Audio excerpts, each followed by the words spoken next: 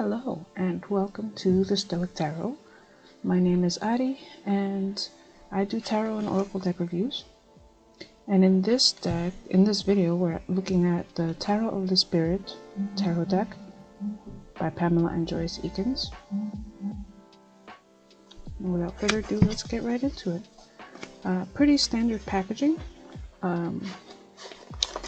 These are the cards. What is interesting is that this deck actually includes something extra, which is a transparent Tree of Life card, and that would be this. It's like a plastic transparent card, and it includes all these different paths and placeholders. And then setting that aside, the book is pretty straightforward also. Each card gets about a paragraph's worth of information, well written, but in the beginning there's actually some information about that Tree of Life card, and it tells you how to use it, and meditating with the Tree of Life, and some spreads. It's pretty typical information. We'll set that aside and dive right into this deck. It comes with an introduction card, and then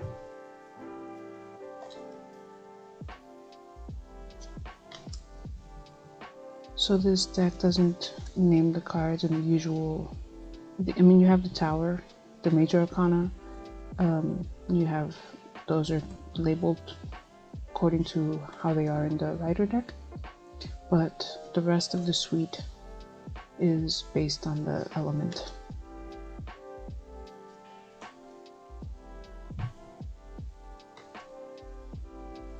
Stunning artwork.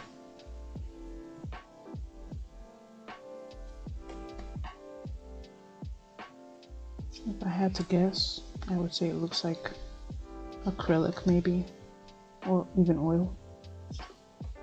But it also could be mixed media, like some of this looks like watercolor.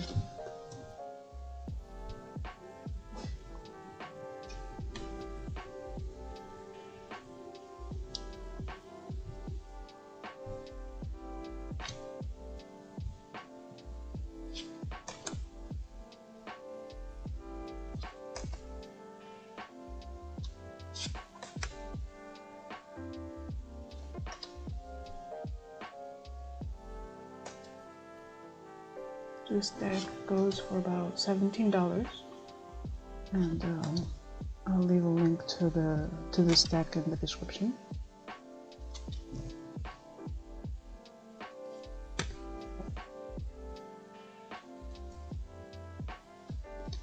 I have used it, and it was really good. This is one of my favorite decks, just because it offers so much to sit and think on. The colors, shapes, and the book is well written, even though there's just a few sentences for each card.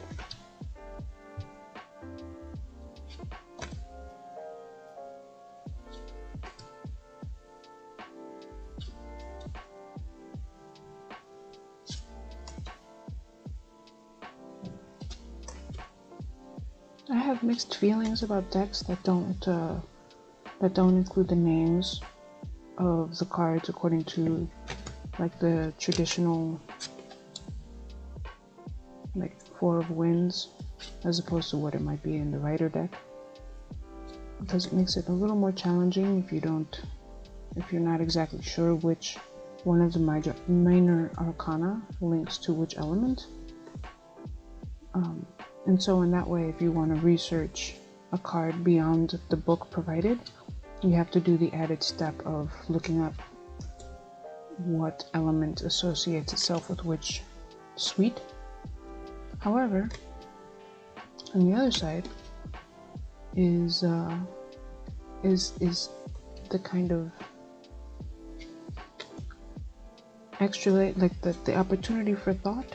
Like if you're not exactly sure what card it might be in a Rider deck, then it leaves you more open to personal interpretation, and you don't immediately associate the card with the meaning from like the traditional meaning. If that makes sense? I don't know if that makes sense, but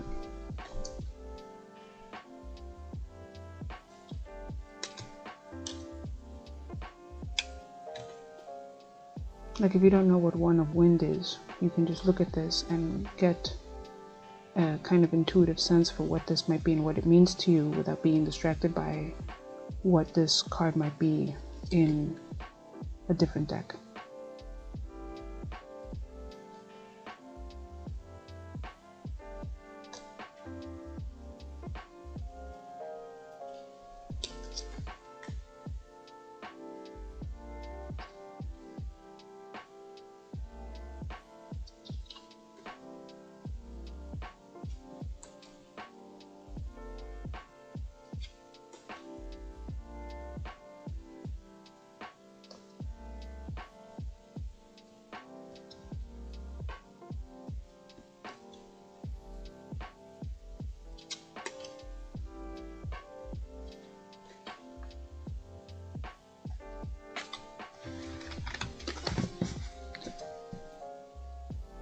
That's the deck. If we do a side-by-side comparison against the Rider, it's almost identical, save for the fact that the Spirit deck is slightly heavier cardstock, so it's a little thicker, but it's virtually the same width. It's just a hair thicker. I mean, it's just a hair wider, and as far as height goes, it's the same height. Against the Wild Unknown. Wild Unknown is bigger, it's taller, it's a little bit wider, and it's about the same thickness.